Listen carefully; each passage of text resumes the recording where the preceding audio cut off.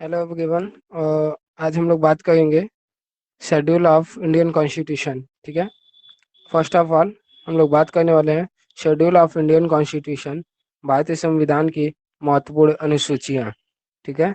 इसमें हम लोग बात करेंगे भारतीय संविधान की महत्वपूर्ण अनुसूचियाँ। अगर अनुसूचियों की बात की जाए तो आप लोग को पता होना चाहिए। ये कुछ हम सिंपल चीज़ बता देता हूँ जो आप लोग को पता होने चाहिए। फर्स्ट ऑफ ऑल आप ये देखिए, जो मूल संविधान था हमारा, मूल संविधान में टोटल मूल संविधान में टोटल 8 अनुसूचियाँ थी। ठीक है। मूल संविधान में टोटल 8 अनुसूचियाँ थी। उसके बाद से आपका नौवीं अनुसूची नौवीं अनुसूची पहले संविधान संशोधन 1951 से जोड़ी गई। इसके बाद से 10वीं अनुसूची 52वें संविधान संशोधन 1985 से जोड़ी गई। जबकि 11वीं अनुसूची 73वें संविधान संशोधन 1992 से जोड़ी गई। जबकि 12वां संविधान संशोधन 74वां अनुसूची 1992 से जोड़ी गई। ठीक है। अब हम एक एक करके समझेंगे कि पहली अनुसूची क्या है, दूसरी क्या है, तीसरी क्या है और चौथी क्या है। ठीक है। हम लोग सभी अनुसूचियों को समझेंगे टॉपिक वाइज। तो आ जाइए, सबसे पहले हम समझते हैं पहली अनुसूची में किस चीज़ का वर्णन है। ठीक है। आप देख सकते हैं यहाँ पे पहली अनुसूची में राज्य तथा संघ राज्य क्षेत्रों का वर्णन दिया गया है। इसमें हम लोग की सेंट्रल जहाँ पे भी रूल करती है, जैसे गोवा हो गया, दिल्ली हो गया। ठीक है। तो उन राज्य क्षेत्रों का वर्णन किया गया है। ठीक है। उसके बाद से हम लोग बात करते हैं दूसरी अनुसूची की। तो दूसरी अनुसूची में आप लोग देख सकते हैं, दूसरी अनुसूची में वेतन भत्ते दिया गया है। ठीक है। इसमें किसका किसका वेतन दिया गया है, राष्ट्रपति, राज्यपाल, न्यायाधीश आदि सभी लोगों का वेतन दिया गया है। इसमें एक इम्पोर्टेंट टॉपिक है जिसे आपको समझना जरूरी है। वो इम्पोर्टेंट टॉपिक ये है कि अनुसूची 2 में प्रधानमंत्री के वेतन का उल्लेख नहीं है। कभी कभी आप लोगों से पूछ देता है प्रधानमंत्री का वेतन क्या है, तो ये आप लोग को पता होना चाहिए कि प्रधानमंत्री के वेतन का उल्लेख भारतीय संविधान में नहीं है। ठीक है। इसके बाद से हम लोग का तीसरा टॉपिक जो स्टार्ट होता है, तीसरी अनुसूची होती है शपथ तथा प्रतिज्ञान की। तीसरी अनुसूची शपथ तथा प्रतिज्ञान की होती है, जिसमें मंत्री जिसमें मंत्री, सांसद और सीएजी वो होते हैं चीफ अटॉर्नी जनरल, इसके बाद न्यायाधीश इत्यादि लोगों का शपथ दिया हुआ है। ठीक है। लेकिन इसमें और इम्पोर्टेंट टॉपिक ये भी है आपका कि राष्ट्रपति, राज्यपाल और उपराष्ट्रपति के शपथ का उल्लेख नहीं किया गया है। ये तीसरी अनुसूची में है। ठीक है। तो कभी पूछ देता है क्या तीसरी अनुसूची में राष्ट्रपति के शपथ का उल्लेख है, तो ये आप लोग को पता होना चाहिए कि तीसरी अनुसूची में राष्ट्रपति के शपथ का उल्लेख नहीं है। ठीक है। इसके बाद से आता है अपना चौथी अनुसूची। चौथी अनुसूची ये किस अनुच्छेद से संबंधित है, तो ये अनुच्छेद 82 से संबंधित है। ठीक है। इसमें लिखा है राज्य तथा संघ राज्य क्षेत्रों के लिए राज्यसभा में सीटों का आवंटन।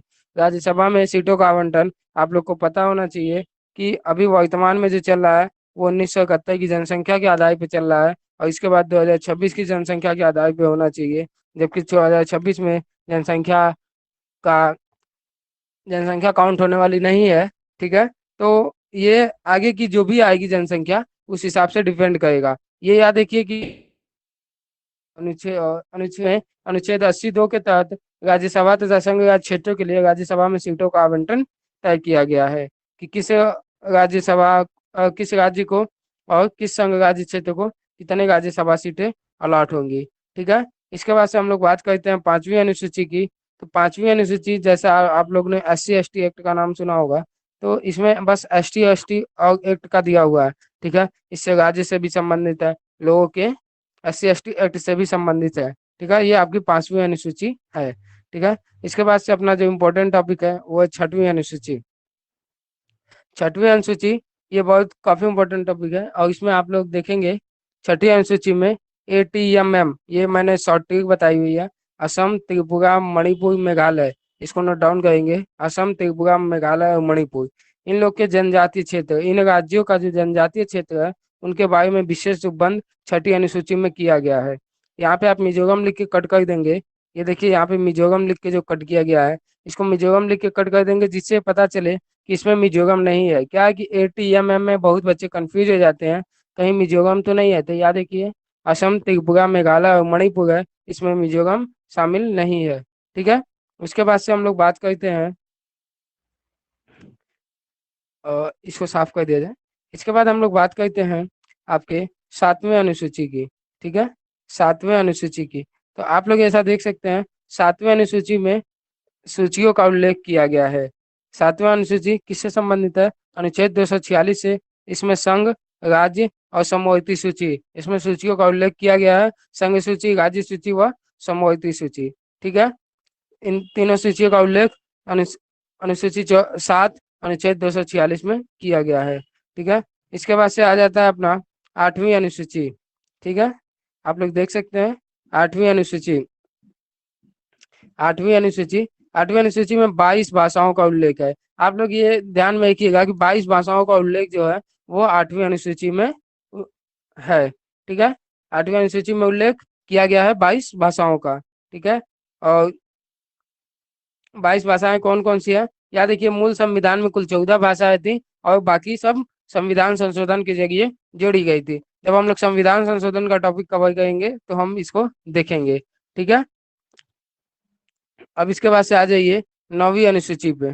ठीक है, 9वीं अनुसूची 1951 में पहले संविधान संशोधन 1951। यहाँ पे आपका एक और क्वेश्चन तैयार हो जाता है कि पहला संविधान संशोधन कब हुआ था? तो वो 1951 में हुआ था। पहला संविधान संशोधन 1951 द्वारा इसको जोड़ा गया है।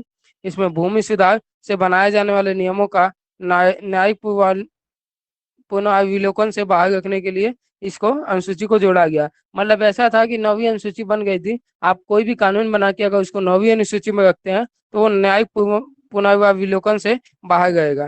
ठीक है, तो हालांकि बाद में इसको निरस्त कर दिया गया, जैसे कि आप लोग यहाँ पे देख सकते हैं। यहाँ पे ये देखिए लिखा है 24 अप्रैल 1973। ये केशवानंद भारती केस, ये भी काफी इंपॉर्टेंट है, हर लगभग लगभग ज्यादातर क्वेश्चनों में पूछता है। इस दिनांक के बाद इसका न्यायिक पुनर्विलोकन संभव हो गया। ठीक है, केंद्र सरकार से सुप्रीम कोर्ट ने ये आदेश दिया है कि अभी इसके इस तारीख के बाद, यानी कि केशवानंद भारती केस आने के बाद, इसके बाद से इसका न्यायिक पुनर्विलोकन हो सकता है। अब ऐसा नहीं हो गया 9वीं अनुसूची में जोड़ दे तो न्यायिक पुनर्विलोकन नहीं होगा, होगा। ठीक है, 10वीं अनुसूची की बात करते हैं। तो 10वीं अनुसूची में देखिए दल बदल का कानून, जो 52वें संविधान संशोधन से जोड़ा गया, 52वें संविधान संशोधन से जोड़ा गया दल बदल का कानून। इसमें संसद की विधानसभा के सदस्यों की निरर्हता के संबंधी उपबंध है। निरर्हता का मतलब होता है कि वहां से जो सदस्यता लिया गया है संसद और विधानसभा के सदस्यों की, उनसे संबंधी उपबंध किसमें किए गए हैं? तो वो 10वीं अनुसूची में किए गए हैं। ठीक है, ये आपका 52वें संविधान संशोधन से जोड़ा गया था, 10वीं अनुसूची। इसके बाद बात करते हैं 11वीं अनुसूची की। 11वीं अनुसूची देखिए लागू होता है 24 अप्रैल 1993। ये दिमाग में रखिए क्योंकि ये क्वेश्चन अक्सर पूछ देता है कि 11वीं अनुसूची कब से लागू हुई। ठीक है, या फिर पूछ देता है पंचायती राज व्यवस्था कब से लागू हुई। तो ये 24 अप्रैल 1993, ये डेट याद रखिएगा आप लोग, 24 अप्रैल 1993 से लागू हुई। ठीक है, अनुच्छेद 243 से 243 तक आप लोग देखते हैं पंचायती राज व्यवस्था, जैसा कि ग्रामीण क्षेत्रों में पंचायतों का विकास, या फिर क्षेत्र लेवल पे जो ब्लॉक पे होती हैं, उससे जो भी पंचायत की निगरानी होती है, वो अनुच्छेद 243 से 243 तक दिया गया है। इसमें पंचायतों की शक्ति व जिम्मेदारी का उल्लेख किया गया है। ये 73वां संविधान संशोधन 1992 से जोड़ा गया और लागू हुआ 24 अप्रैल 1993 से। इसमें कुल 29 विषय हैं। ठीक है, ये भी पूछ देता है कि इसमें कुल कितने विषय हैं 11वीं अनुसूची में? तो कुल 29 विषय है। ठीक है, 73वें संविधान संशोधन 1992 से जोड़ा गया और 24 अप्रैल 1993 से लागू हुआ। ठीक है, इसके बाद हम लोग बात करते हैं 12वें अनुसूची की। ठीक है, 12वां अनुसूची, इसके इसके संबंध में आप देख पा रहे होंगे कि इसमें कुल 18 विषय हैं। यहाँ पे नोट डाउन नहीं किया हुआ है, आप लोग नोट कर लेंगे। इसमें टोटल 18 विषय हैं। ठीक है, इसमें टोटल 18 विषय हैं और इसमें 74वें संविधान संशोधन 1992 से, याद देखिए 73वां संविधान संशोधन 1992 में ही हुआ था और इसी के जस्ट बाद 74वां संविधान संशोधन 1992 में ही हुआ, इसको जोड़ा गया और ये अनुच्छेद 243 पी से स्टार्ट होता है। 243 पी से स्टार्ट होता है। और इसमें नगर पालिका की शक्ति और जिम्मेदारी, नगर पालिका, नगर निगम, ये भी जो जोड़ी गई वो 12वीं अनुसूची में है, जो 74वें संविधान संशोधन 1992 से जोड़ी गई। ठीक है। तो आप लोग इसका एक स्क्रीनशॉट ले लेंगे, जिससे आप लोग के दिमाग में रहे हमेशा। ठीक है। और बिल्कुल अच्छे से उल्लेख किया गया है। बाकी किसी को कोई दिक्कत होती है तो आप लोग कमेंट में बताएं मुझे। ठीक है। तो ये हमने पढ़ा महत्वपूर्ण अनुसूचियां। ठीक है। और मैं इसको मिटा देता हूँ, इसके बाद आप लोग इसको कॉपी कीजिए। ठीक है, स्क्रीनशॉट लीजिए इसका। 12 अनुसूचियों को हमने पढ़ा, समझा।